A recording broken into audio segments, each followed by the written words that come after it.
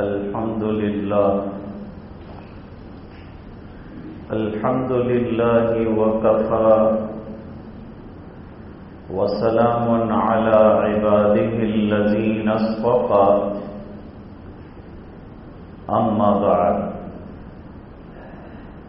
أعوذ بالله من الشيطان الرجيم بسم الله الرحمن الرحيم والذين جاهدوا فينا لنهدينهم سبلنا وإن الله لمع المحسنين صدق الله مولانا العظيم اللهم صل على سيدنا محمد وعلى آل سيدنا محمد وبارك وسلم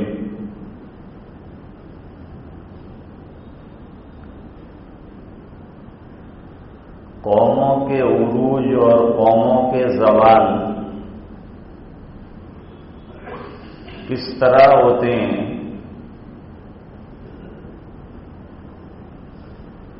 اس کو اقبال نے اپنے ایک شعر میں بیان کیا ہے۔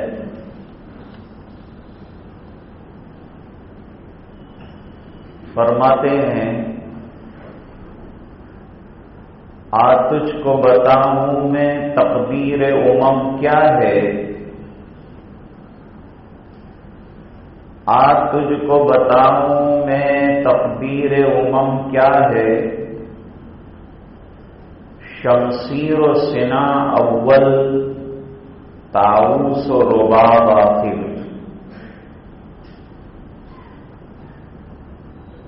اردو ہماری مضبوط ہے اس لیے تھوڑی وضاحت اس کی کرنی ہے۔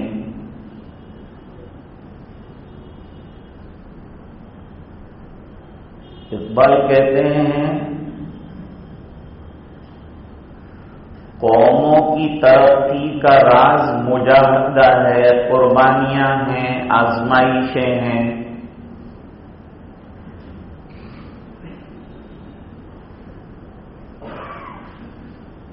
جو قوم حق پرست صحیح لائن کا مجاہدہ کرتی ہے اللہ تعالی اسے کامیابی عطا فرماتے ہیں۔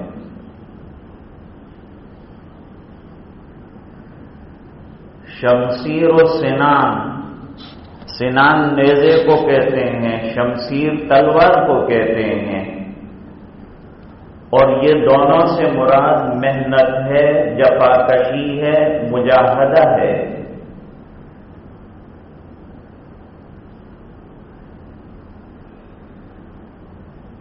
یہ دین بھی جو پنپ رہا ہے یہ مجاہدے اور قربانیوں کی بنیاد پر ہے۔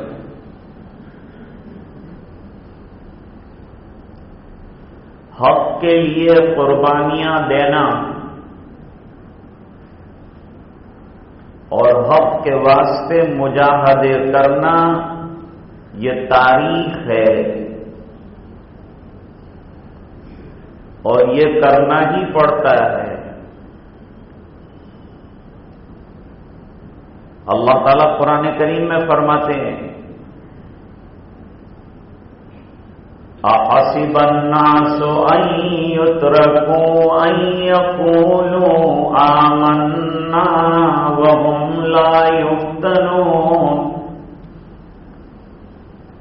لوگ یہ سمجھتے ہیں کہ ہم خالی یوں کہہ دیں کہ لا الہ الا اللہ واشہد ان محمد رسول اللہ، ہم جنت کے مستحق ہو گئے۔ یقیناً اس کلمے میں یہ طاقت ہے کہ اپنے پڑھنے والے کو اٹھا کر جنت میں پہنچائے۔ سنتوں میں طاقت ہے کہ اس پر عمل کرنے والے کو وہ سنتیں جنت میں پہنچائیں۔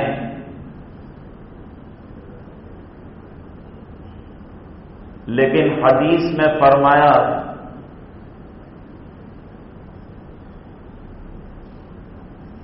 کہ اس کے ساتھ عمل کی بھی ضرورت ہے، اس کے ساتھ مجاہدے کی بھی ضرورت ہے،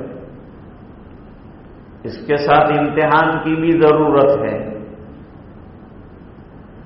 اللہ فرماتے ہیں جن جن لوگوں کو ہم نے کامیابیاں عطا فرمائی ہیں ان کے امتحان ضرور رکھے ہیں۔ ارشاد ربانی ہے وَلَقَدْ فَتَنَّا الَّذِينَ مِن قَبْلِهِمْ فَلَيَعْلَمَنَّ اللَّهُ الَّذِينَ صَدَقُوا وَلَيَعْلَمَنَّ الْكَاذِبِينَ۔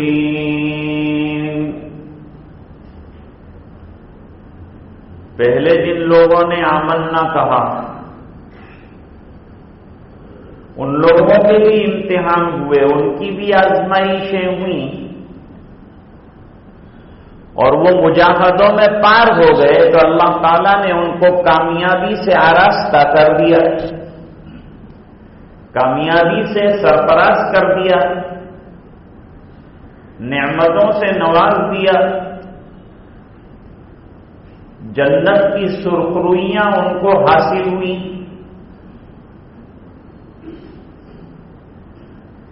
اسلام کی بنیاد دیکھی جائے گی تو یہی نکلے گی۔ جس دن سے سرکار نے کوہ صفا پر دل کی صفائی کا اعلان کیا اس وقت سے آزمائش اور مجاہدوں کا سلسلہ شروع ہوا جو آج تک جاری ہے۔ آج بھی مسلمان آزمائشوں سے دوچار ہے، دنیا کے مختلف خطوں کی خبریں ہیں ہمارے پاس۔ کیا ظلم و ستم ڈھائے جا رہے ہیں اور وجہ کیا نکلے گی؟ یہی نکلے گی کہ ہم نے پڑھا ہے لا الہ الا اللہ، کلمے کے بعد آزمائش ہے۔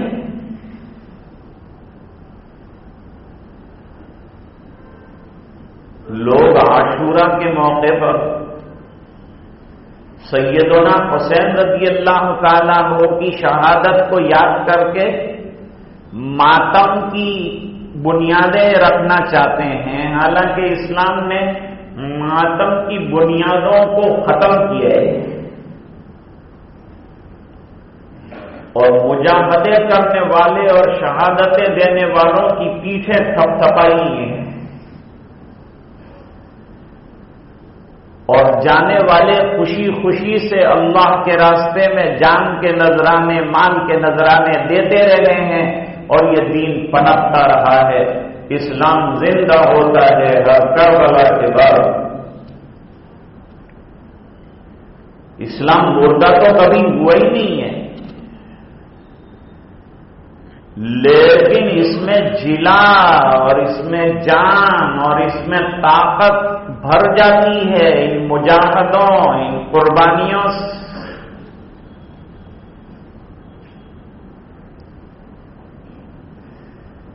جہاں سرکار نے یہ فرمایا کہ ایھا الناس آمنو وقولوا لا الہ الا اللہ تفلحوا، تو حالات شروع ہو گئے۔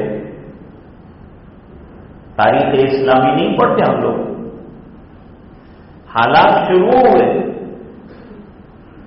اور آزمائشوں کا دور ایسا کہ جو اپنے تھے وہ پرائے ہو گئے، جو رشتہ دار تھے وہ ستم کرنے پر تیار ہو گئے۔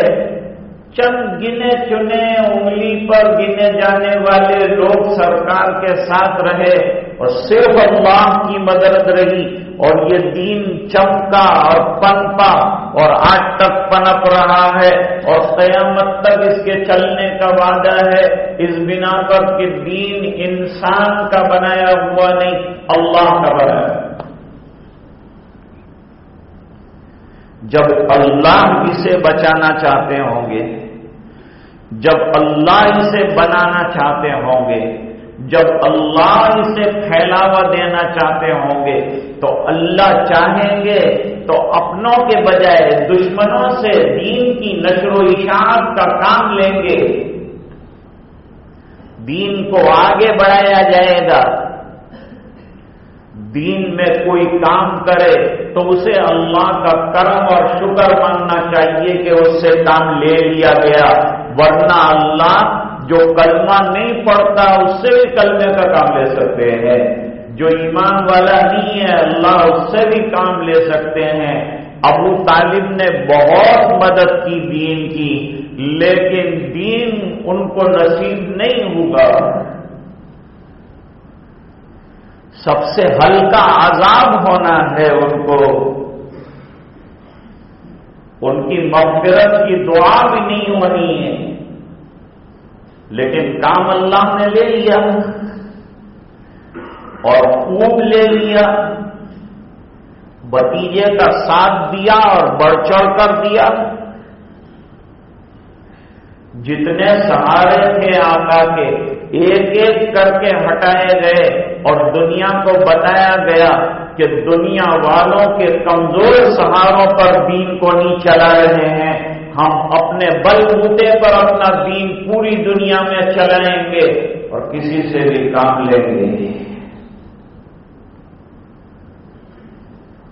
اب تاریخ اسلامی دیکھیے گا تو آپ کو نظر آئے گا کہ ایک کمزور خاتون کا مال اس دین کی بنیاد کے اندر لگا ہوا ہے، اور وہ ہے حضرت خدیجہ رضی اللہ تعالی۔ حضرت خدیجہ رضی اللہ تعالی عنہا سے نکاح ہوا ہے سرکار کا، 2 مرتبہ کی بیوہ ہیں، 25 سال کی عمر سرکار کی ہے، نوجوانی بھرپور ہے، لیکن اس بیوہ کو میرے نبی کے اخلاق کی بلندیاں چھو گئی،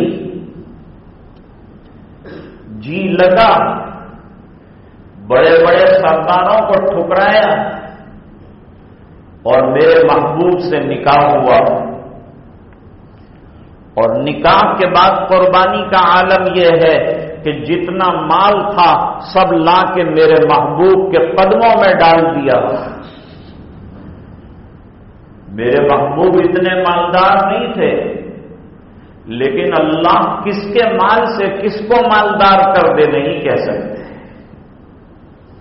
اللہ تعالیٰ قرآن میں فرماتے ہیں وَوَجَدَكَ عَائِلًا فَأَغْنَىٰ، ہم نے عیالدار پایا، غریب پایا۔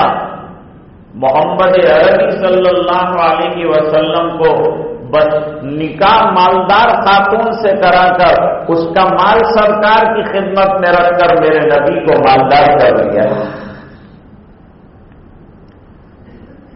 اس لیے سرکار حضرت خدیجہ رضی اللہ تعالی عنہا کو یاد کرتے ہیں، وصال ہو جانے کے عرصے کے بعد بھی یاد کرتے ہیں، بلکہ ان کی بہن آئی تو سرکار نے اپنی کملی بچھا دی اور فرمایا تیرے بول میں مجھے خدیجہ کی آواز کھنکتی ہوئی معلوم ہوئی، مجھے اپنی وہ چہیتی بیوی یاد آ رہی ہے جس سے زیادہ تر اولاد ہوئی اور دین کا کام ہوا۔ جب تمام لوگوں نے ساتھ چھوڑا تو خدیجہ نے ساتھ دیا، جب تمام لوگوں نے نفرت دی تو خدیجہ نے محبت دی، جب تمام لوگوں نے ہاتھ کھینچ لیا تو حضرت خدیجہ نے اپنا مال دین کی بنیادوں میں اڈیل دیا۔ اور جب پہلی وحی آئی اور اس وقت جو حوصلہ افزائی اور ہمت افزائی کی ضرورت تھی اور دلاسا اور ساتھ کھڑے رہنے کی ضرورت تھی، تو اس وقت رفیق حیات حضرت خدیجہ رضی اللہ تعالیٰ عنہا کھڑی ہوئی ہیں، اور کیسی کھڑی ہوئی ہیں؟ ایسے تاریخی جملے کہے ہیں کہ حضرت امام بخاری رحمت اللہ علیہ نے اس کو جگہ جگہ نقل کیا ہے کہ یہ بات کہی ہے شوہر کی حوصلہ افزائی میں کہ مت گھبرانا، اللہ آپ کو ضائع نہیں کریں گے، جن کو یہ تمام تر خوبیاں اللہ نے دے رکھی ہو، اللہ ان کو ضائع نہیں کر۔ اس لیے حضرت خدیجہ گئی اور ابو طالب دنیا سے گئے تو وہ سال کو عام الحزن کہا، غم کا پہاڑ ٹوٹ پڑا نبی کریم صلی اللہ علیہ وسلم پر۔ یہ دو سہارے ہٹا کے بھی دین کو چلایا اور بتلایا کہ اللہ تعالی کا دین چلتا رہے گا، یہ کسی انسان کے سہارے پر نہیں ہے۔ کوئی یہ سوچے کہ میں کام نہیں کروں گا تو کام کیسے چلے گا، یہ بنیادی غلط ہے۔ اللہ کیسے کیسے لوگوں سے کہاں کہاں اور کب کب کام لیتے ہیں کہہ نہیں سکتے۔ شہادت کو لوگوں نے بہت ماتم کا ذریعہ بنایا اور رونا شروع کیا، اور ماتم یہ شیعوں کی ایجاد ہے۔ اسلام نے تو صبر کا پیمانہ دیا ہے، ماتم کو ختم کیا ہے۔ ہمارے یہاں ماتم کی کوئی گنجائش نہیں، نوحہ کی کوئی گنجائش نہیں۔ حدیث پاک مشکات شریف میں موجود ہے، من ضرب الحدود وشق الجیوب ودعا بدعوى الجاہلیۃ فلیس منا۔ جو اپنے رخساروں کو غم میں پیٹے اور دکھ میں اپنا گریبان چاک کرے اور زمانے جاہلیت کے نعرہ بازیاں اور آب و بکا کرے، نبی کریم صلی اللہ علیہ وسلم نے فرمایا وہ جماعت مسلمین میں سے نہیں ہے۔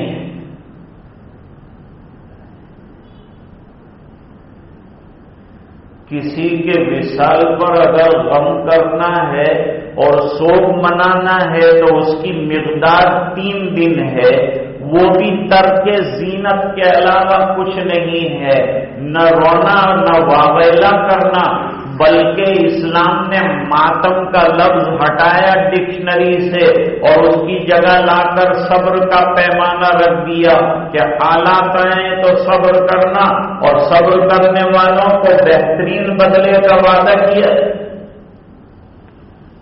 قرآن کریم میں فرمایا انما یوفی الصابرون اجرهم بغیر حساب۔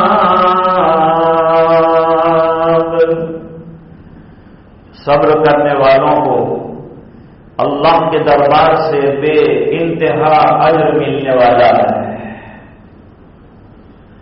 اور صبر کی جگہ جگہ تلقین فرمائی، کیا کہا؟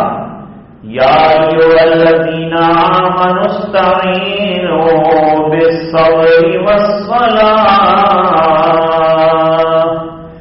ان اللہ مع الصابرین۔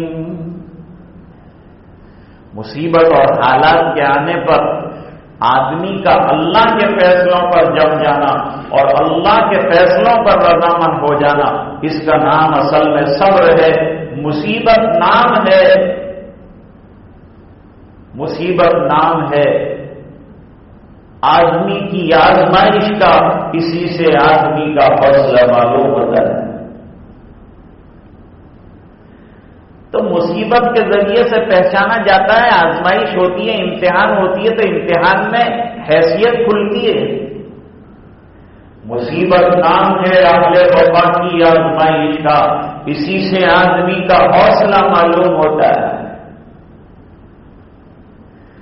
تو کتنی پیاری بات کہی ہے اقبال نے، ایک شعر کے اندر قوموں کے عروج کو بھی بیان کیا ہے اور ان کے زوال کو بھی بیان کیا ہے کہ جب ڈھول تانیے اور گانا بجانا اور موسیقیوں کے نظام آ جائیں گے، قومیں برباد ہو جائے گی۔ ناچنے والی قومیں پنپتی نہیں ہے، ترقی نہیں کرتی، عیش و عشرت کے نقشوں میں اللہ مٹا دیتے ہیں ان کو، اور مجاہدوں کے نقشے میں اللہ قوموں کو ترقیاں دیتے ہیں۔ اور وہ مجاہدہ بھی اللہ چاہا، من مانے طریقے سے بہت سے لوگ مجاہدے کر رہے ہیں، لیکن تھکا رہے ہیں اپنے آپ کو، اور وہ تھکنے کا کوئی نتیجہ نکلنے والا نہیں ہے۔ نتیجہ تیز تھکان اگر چاہتے ہو تو پھر طریقہ وہ اختیار کرنا پڑے گا جو شریعت مقدسہ بتائے۔ بیچارہ عرب آیا تھا، 10 محرم کو ایئرپورٹ سے باہر نکلا،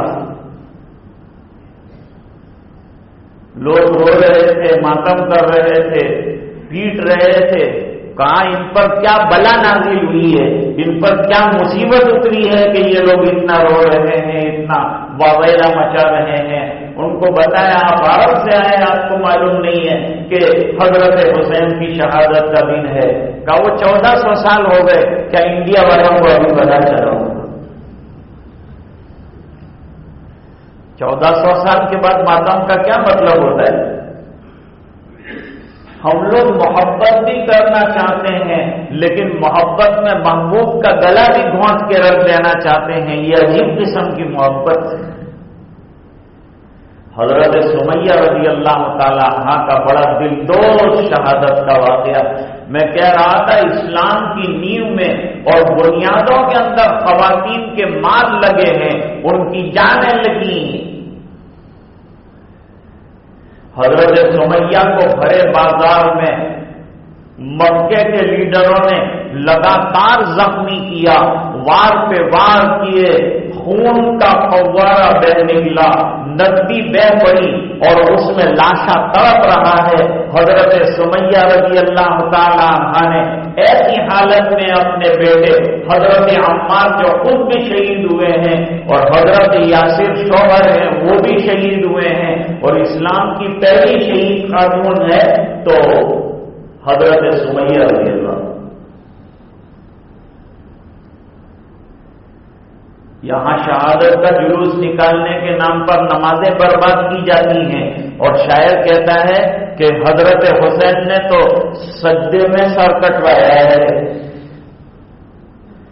علی بابا نبی نانا شرافت ہو تو ایسی ہو، اور چلے خنجر کرے سجدے شہادت ہو تو ایسی ہو۔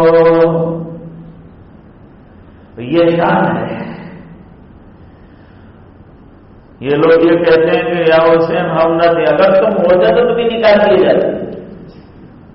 ہم کو ایسے بے نمازیوں کی ضرورت نہیں ہے، ہم کو ایسے ڈھول تاشے والوں کی ضرورت نہیں ہے۔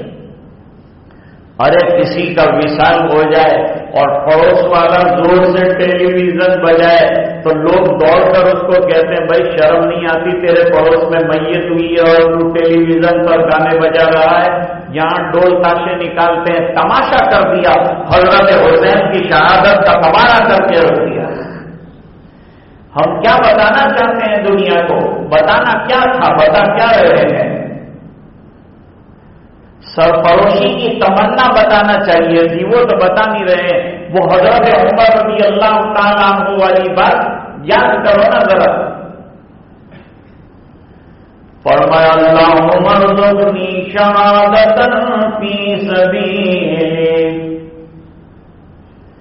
اے الہ العالمین تیرے راستے کی موت چاہتا ہوں۔ شہادت کی موت کی تمنا کی ہے، شہادت مرد مومن کی تمنا ہے، سرفروشی کی تمنا اب ہمارے دل میں ہے، اور دیکھنا ہے زور کتنا بازوئے قاتل میں ہے۔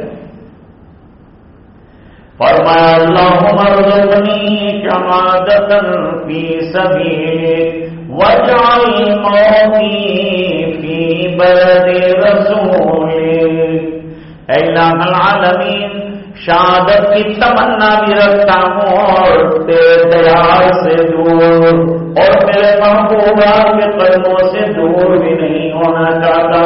اللہ نے دونوں ہی تمنائیں سچی دعا کی بنیاد پر پوری فرمائی۔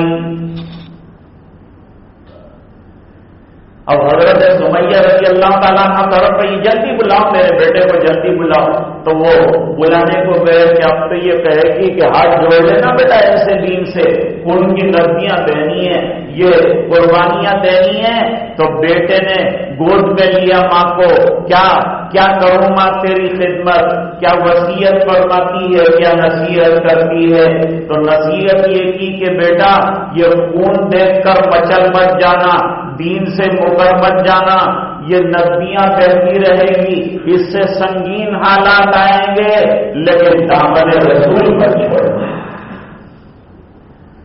یہ ہے اسلامی جذبہ، یہ ہے قربانیوں کی عجیب و غریب داستان، یہ ہے آزمائشوں کے پل سے گزر کر کامیابیوں کے زہرے حاصل کرنے کا راستہ۔ یہی محرم کا سبق ہے، یہی قربانیوں کی تعلیم ہے۔